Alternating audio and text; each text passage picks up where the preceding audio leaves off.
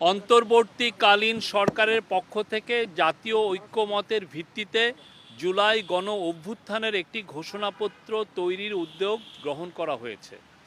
জুলাই গণ অভ্যুত্থানের মধ্য দিয়ে গড়ে ওঠা জনগণের ঐক্য, ফ্যাসিবাদ বিরোধী চেতনা ও রাষ্ট্র সংস্কারের আকাঙ্ক্ষাকে সুসংহত রাখার জন্য এই ঘোষণাপত্রটি গৃহীত হবে।